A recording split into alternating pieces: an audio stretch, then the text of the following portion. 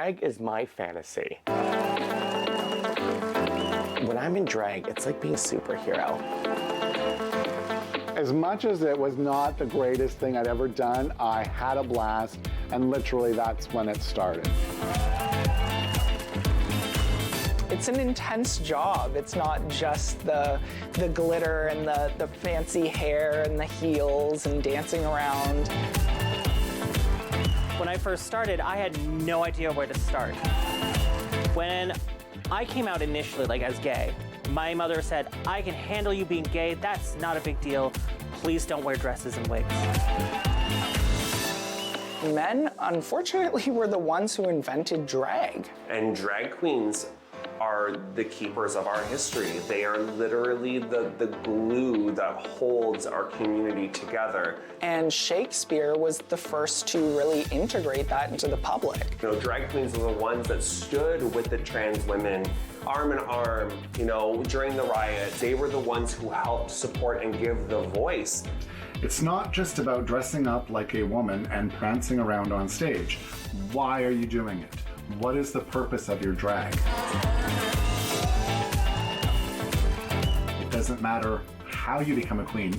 It's important that you know why you're a queen.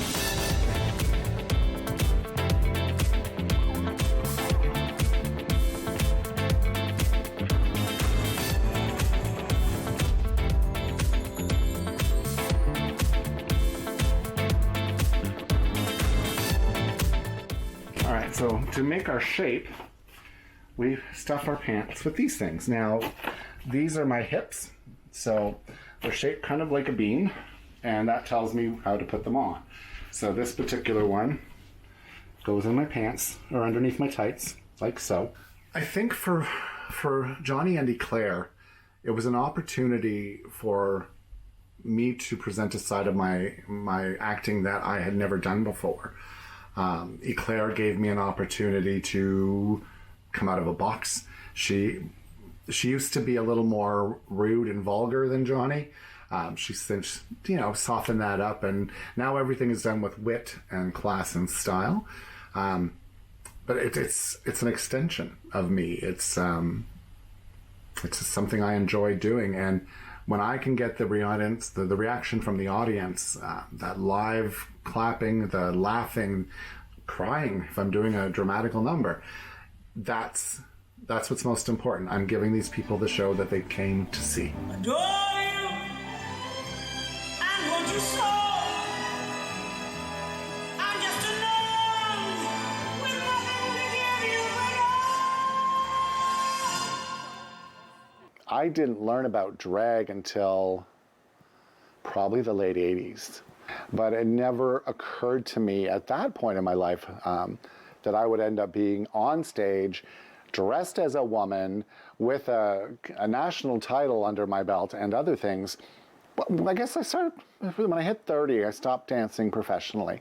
I had heart surgery, I had different things challenge me and whatnot, but the bug to entertain never left.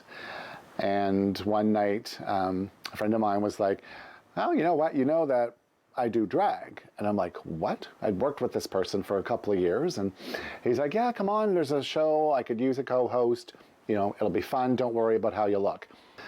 And it was the first time I'd ever performed. We were doing a duet called It's Raining Men, and my wig was too tight, so it kept sliding up the back, so my friends would sneak up behind me and go up and pull the netting down again. And as much as it was not the greatest thing I'd ever done, I had a blast, and literally that's when it started. No, it's just, that's my nose contour. It's just being a so-and-so. No. And I'm gonna pop out for a smoke after I get my contouring done. I actually learned my drag from Candice Kelly, who departed several years ago now, unfortunately.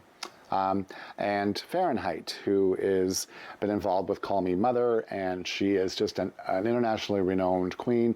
She is a stunning Adele impersonator, and she is the one that got me started in my pageant training. So having a background in dance, my talent was taken care of.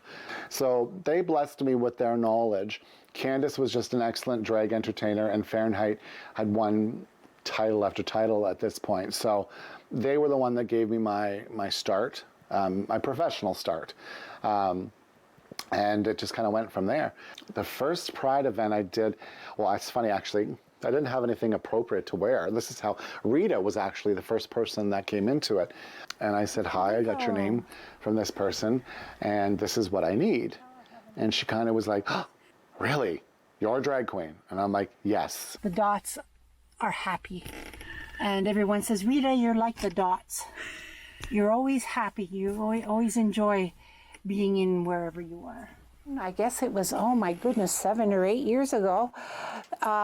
Johnny posted on Facebook, I'm looking for a seamstress in Newmarket. And of course, everyone knows me in Newmarket. Anyone that goes to a dance school, that is, said, well, try Rita. And the rest is history. It's like having a younger sister. I have a younger brother, but I've never had a younger sister. So that's how it really started, and we started creating things. I was learning different techniques and everything, and now I can dress them, and with one look, okay, you need this kind of bra, you need this kind of panty, corset and everything. But back then, because as you notice, besides Toronto, there's not too much of a drag queen scene anywhere in Ontario, and we're going to change that. This is the candy room, the magic room. Everyone loves to be in here. Well, like I say, when someone comes to visit, I don't see them again. I have to send out a search and rescue. Johnny sometimes just brings, or Eclair just brings her chair right in here. Just inspiration. They all just sit around, just love it, and all of them. I have a family, a blood family. I have dance families at every dance school, but I also have a drag family, and I'm not a drag queen. I'm the background, although they say I'm not, but I make them look beautiful, and I'm happy. So she got me dressed up, she got my costume put together, and I did my first Pride with York Pride, and a couple of the queens for the city came up, and I hadn't met them before. They were sort of the new round of ones had come up since I left, and had a great day working with them, and actually brought them back to work a couple of the shows with me. And then I met Sheldon. 1, 2, 3, and pause. Hold on, I have to gather my thoughts. Okay, so drag is my fantasy. It is everything of the opposite that Sheldon is. Like, I'm flamboyant, I'm out there, but Carmen, she's like, hello, honey. For drag being my fantasy, which is a big difference from a lot of other people, because I had a lot of bullies in high school and public school. And when I'm in drag, it's like being a superhero. And with the whole purpose of drag itself is to let loose. So with those bullies and stuff, like I've actually seen some folks that, were in high school, and I'm like, well, this person's at this show. I couldn't talk to this person, or be myself as Sheldon. But in drag, as that persona, I can talk to anybody. Oh, Carmen, stay still. She's smiling and I'm not, because she's moving around. And the best part about costumes and what numbers we're doing, like example, so if I want to do more of a rock number, I got a corset, bell-bottom pants with a side of stoning on the sides, and this is one of my favorites as well.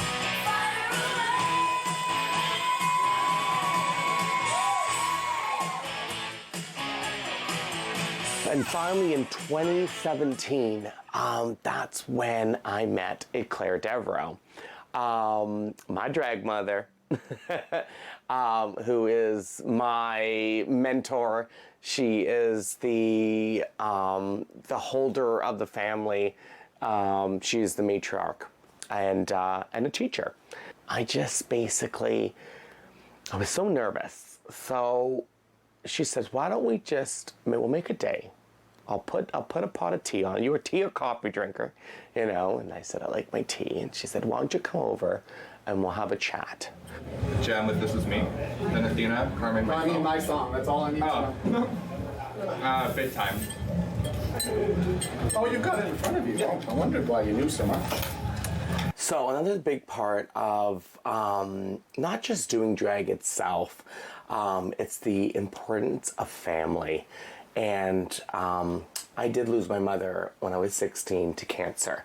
So that was hard on my little unit of family. Just me and my dad now.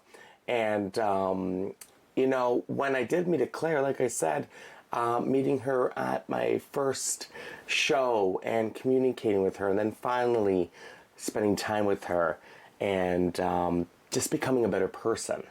Her shaping me is my core. Like, she's my world. Her fabulous, obnoxious fur coat. I just call it obnoxious because it's real fur and the vegans hate me.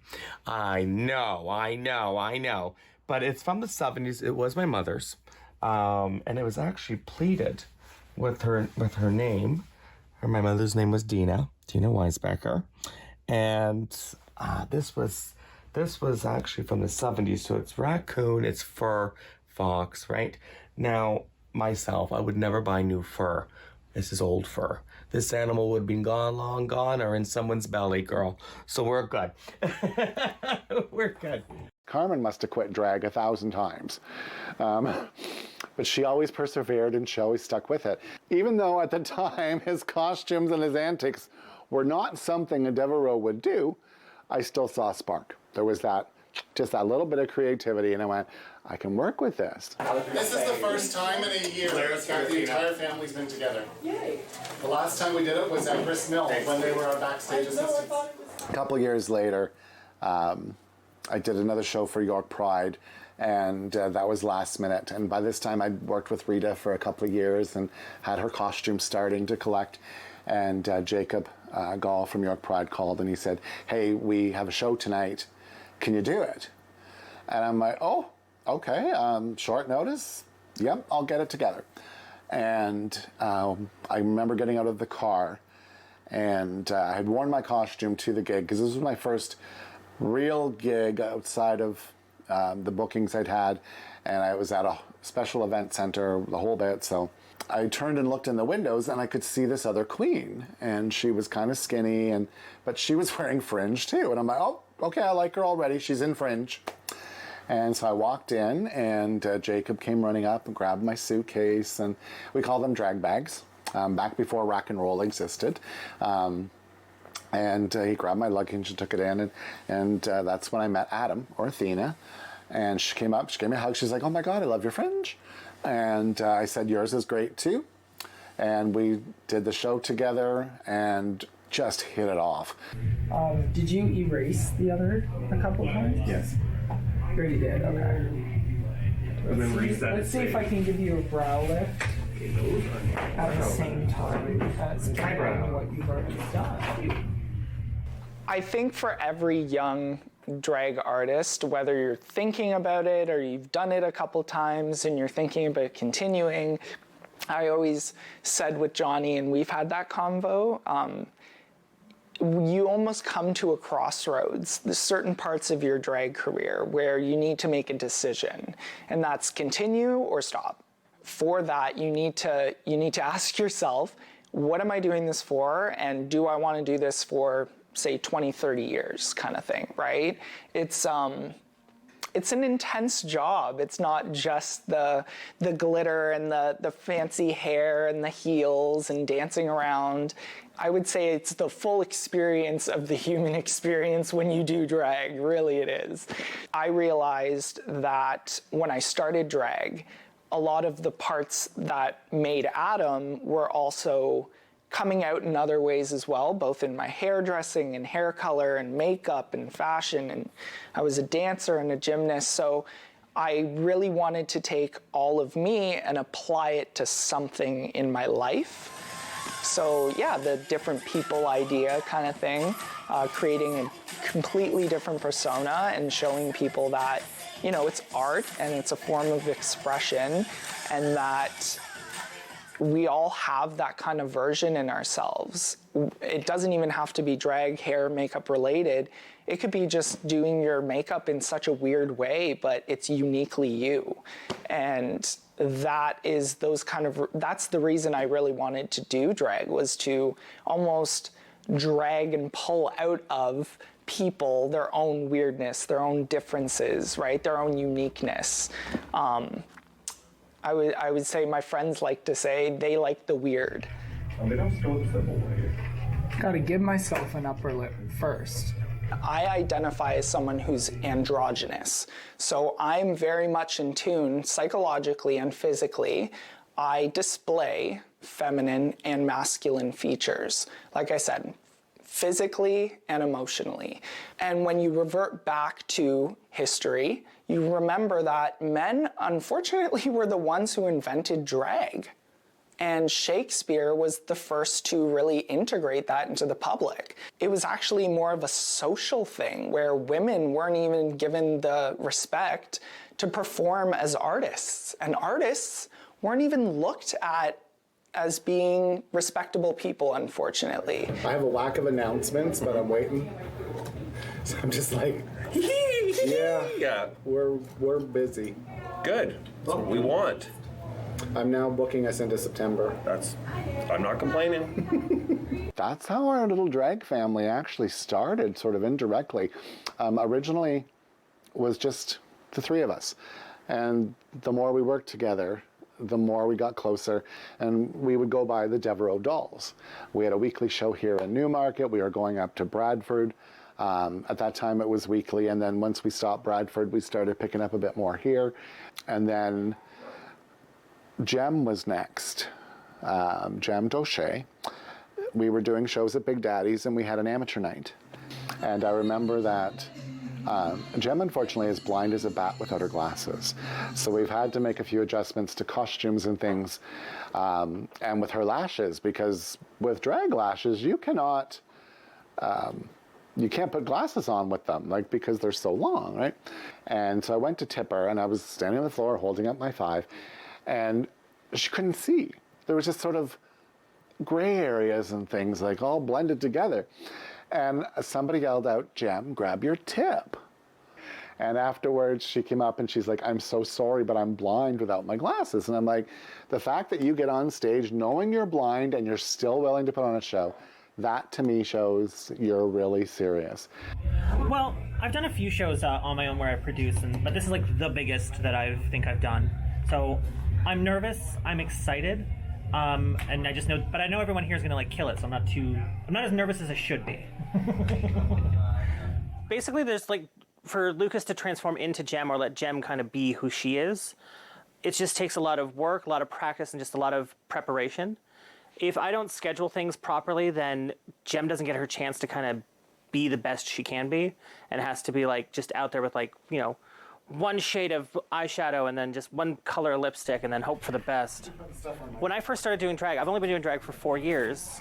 When I first started, I had no idea where to start. And then as soon as open stages started happening, I started visiting them a little more and started checking them out. And there was one in particular that was done at Lakeside, forever ago, the Tales of Lakeside, that's no longer there.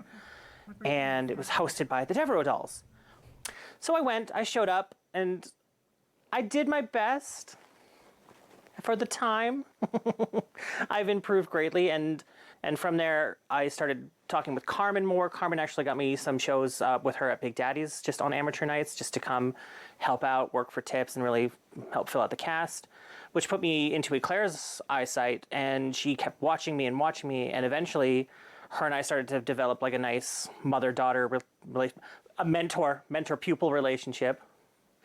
And from there, it just, she started to teach me how to do my makeup better, how to do my hair better, how to pick songs for stage, and basically like help guide me into the right direction and not kind of just let me go and do my own thing. I'm going to tell you right now, don't jump, okay? You jumped. I gave you one instruction and you couldn't follow it. This is all my fun little fans that the only truest fans I have, really. I think this is the one that I got as a nice little gift, custom, It shows off my nerdness just a little bit. Which is all the Eevee evolutions from Pokemon. Few are missing, but I'm not gonna get mad about it. When I came out initially, like as gay, my mother said, I can handle you being gay, that's not a big deal. Please don't wear dresses and wigs. So when I decided I was gonna start wearing dresses and wigs, she basically was just like, okay. So she realized she's gonna have to support it and help me along, and she loves what I do now, and she's probably more jealous that I look better than she does. You want more? I'm gonna give you more. I got your permission, that's all I care about. I would have to say that the passing of my brother and my father before I even had a chance to come out as anything were just major dark spots in my past. My brother was my best friend, and then he passed away, so me and my dad started to get really close, and then he passed away, and it just made it really hard to kind of for me to let people in, because I always had that fear of if I get too close to someone, they're gonna leave. I think my brother would have been supportive. I don't think my dad would have been. He was the big burly biker type, and so like he didn't raise those kinds of men.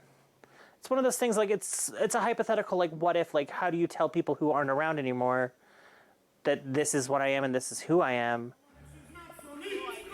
So it's hard for me to dwell on what ifs, because a what if will just become the rat in the cage inside your brain. It'll just sit there and trying to get out, and it's just gonna sit there and, you know, kind of just scratch and scratch and scratch, but never get anywhere.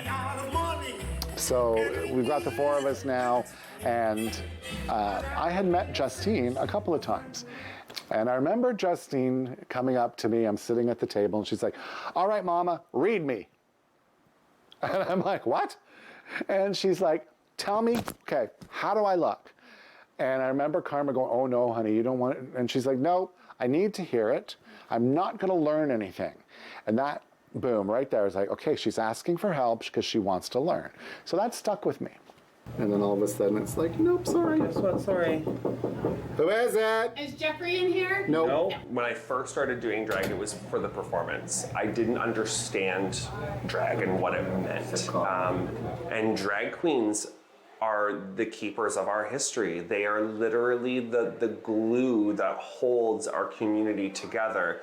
You know, we are the ones that are there to support and to uplift and bring joy, and, you know, but, you know, going back to, you know, when times weren't as good, you know, drag queens are the ones that stood with the trans women arm in arm, you know, during the riots and things like that. They were the ones who helped support and give the voice to everybody in the community to say, this isn't right. We're not standing for this anymore. We will not take it. So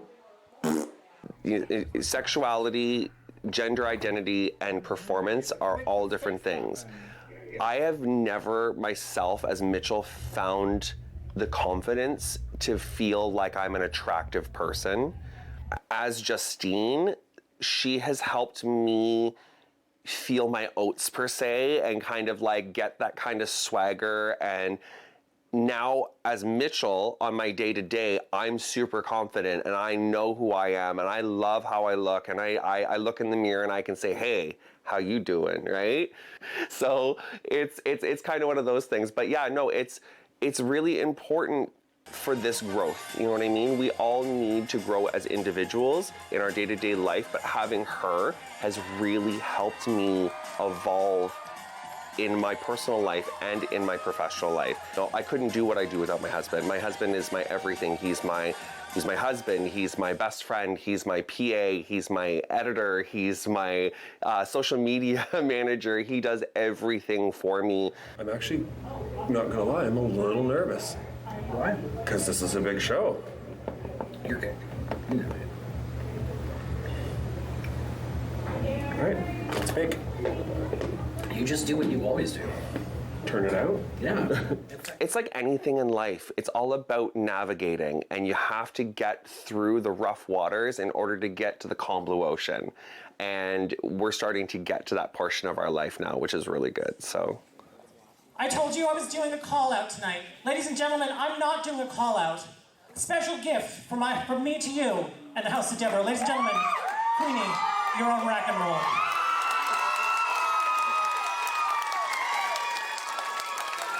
The Devereaux program is about a year. If the person needs longer, they get longer. But in that year, you are taught how to choose music that suits you. You're taught how to plan costumes with Rita. You're taught how to not only schedule shows, but reach out, do marketing. You're taught how to put a show list together. You're taught how to arrange it so that the audience won't get bored. You know, fast, medium, slow, slow, fast. Like, all of that stuff is incorporated. Any one of my daughters can produce a show, hire entertainers, and do pay. They've all been trained fully, and they can also go through and pick music. They can, a lot of the times now it's, we have a theme, or we've been hired to do a specific show. The girls will pick their songs and their costumes, and I don't even have to worry anymore because they've gotten so confident with how they present themselves and the stage time they do that it's no longer a worry. The House of Devereaux has an apprenticeship program. Last September, Justine graduated and became a full-time Devereaux. So, for this to be a House of Devereaux show, we are going to offer Queenie her apprenticeship for the next 2 years to study with the House of Devereaux. Give her a round of applause, everybody. She has earned it. She has earned it. Okay. Oh, just don't much the makeup, sweetheart. I would hope that 100 years from now, it still breaks down to that they're having a good time entertaining. If they love what they do, they'll be good at it, because anytime you enjoy something, it makes it that much more easier to do. And I hope that in 100 years that the name House of Devereaux is well known. Maybe by adapting and modernizing, who knows what'll happen 100 years from now. Probably just pick up a piece of paper and now you've got your makeup on. Wouldn't that be lovely? But I can see it just growing and continuing to change with the time as it sees fit, and still having some of those core values. Feathers and rhinestones are never going to disappear. They might just change how they make them, but that sparkle and shine is always going to be part of the House of Devereaux.